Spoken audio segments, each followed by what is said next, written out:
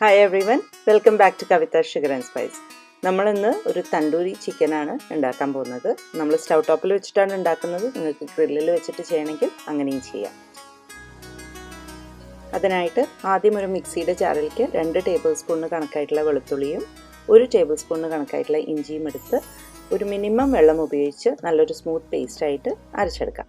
ഇനി കുറച്ച് വലിയൊരു പാത്രം എടുത്തിട്ട് നമുക്ക് മസാലകളൊക്കെ ഇട്ട് ഒന്ന് അത് റെഡിയാക്കി എടുക്കാം. അപ്പോൾ ഈ പാത്രത്തിൽ തന്നെയാണ് ഞാൻ ചിക്കനും ഇടാൻ പോകുന്നത്.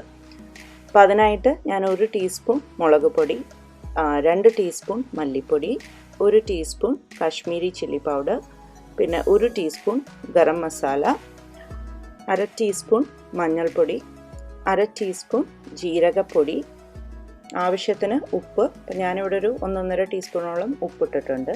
പിന്നെ ഇത് ഓപ്ഷണലാണ്, ഒരു pinch food colour, orange food കളറാണ് യൂസ് ചെയ്യുന്നത്. അത് നിങ്ങൾക്ക് വേണമെങ്കിൽ മാത്രം ഉപയോഗിച്ചാൽ മതി.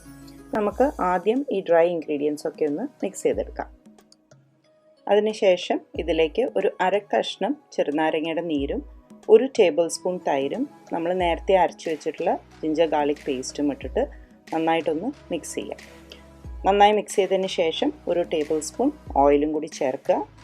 ഞാനിവിടെ പ്രത്യേകിച്ച് ഫ്ലേവറൊന്നും ഇല്ലാത്ത കനോല ഓയിലാണ് ചേർത്തത്. ഇനി നമുക്ക് ഇത് മിക്സ് ചെയ്തതിന് ശേഷം ഇതിലേക്ക് നമ്മുടെ ചിക്കൻ ചേർക്കാം. അപ്പോൾ ഞാനിവിടെ ഒരു 750 ഗ്രാം ചിക്കനാണ് എടുത്തിരിക്കുന്നത്. അപ്പോൾ അത് ഇതിൽ നല്ലോണം ആ മസാലയിൽ കവറാവുന്ന വിധത്തിൽ നല്ലോണം മാരിനേറ്റ് ചെയ്ത് ഒരു 4 മണിക്കൂർ മിനിമം ഫ്രിഡ്ജിൽ വെക്കണം. നിങ്ങൾക്ക് ഓവർനൈറ്റ് വെക്കാൻ പറ്റുന്നുണ്ട് എങ്കിൽ അതാണ് ഏറ്റവും ബെസ്റ്റ്. അങ്ങനെ നമ്മുടെ ചിക്കനൊക്കെ ഇവിടെ മാരിനേറ്റ് ചെയ്ത് കഴിഞ്ഞിട്ടുണ്ട്. ഇനി നമുക്കിത് അടച്ച് റെഫ്രിജറേറ്റ് ചെയ്യാം. ഇനി നമ്മൾ ഇത് കുക്ക് ചെയ്യുന്നതിൻ്റെ മുന്നേ ഒരു 1/2 മണിക്കൂർ നേരത്തെ തന്നെ ഫ്രിഡ്ജിൽ നിന്ന് എടുത്ത് പുറത്ത് വെച്ചിട്ടുണ്ടാവും. ഞാനിങ്ങനെ ഒരു കാസ്റ്റ് അയൺ പാനിലാണ് ഇത് കുക്ക് ചെയ്യാൻ പോകുന്നത്. നിങ്ങൾക്ക് വേണമെന്നുണ്ടെങ്കിൽ ഗ്രില്ലിൽ വെച്ചിട്ടും ഇത് ചെയ്യാവുന്നതാണ്. അപ്പോൾ ആദ്യം നല്ലോണം ചൂടാക്കണം. കാസ്റ്റ് അയൺ പാനിലാണ് ചെയ്യണമെങ്കിൽ പാൻ നല്ല ചൂടായിരിക്കണം. എണ്ണ തടവിയതിന് ശേഷം ചൂടാക്കുക.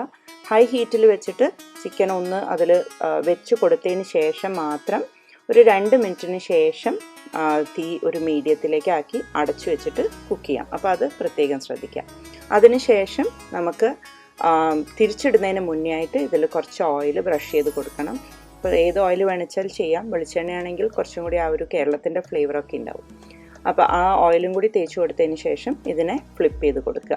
വളരെ ജെൻറ്റിലായിട്ട് വേണം ചെയ്ത് കൊടുക്കാൻ. അപ്പോൾ ഞാൻ ഇങ്ങനത്തെ ഒരു ഗ്രിഡിൽ ആക്കിയ കാരണം ആ ലൈൻസൊക്കെ അതിൽ മറിച്ചിടുമ്പോൾ നമുക്ക് നല്ല ഭംഗിയിൽ കാണാം.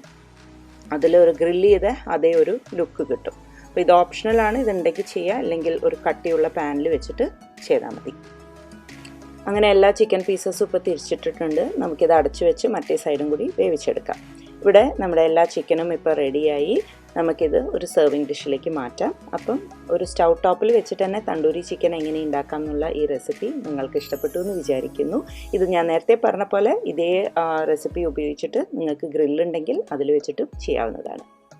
Thank you for watching my video. അടുത്ത തവണ വീണ്ടും വ്യത്യസ്തമായൊരു റെസിപ്പിയായിട്ട് കാണുന്നവരെ take care and have a wonderful day. By.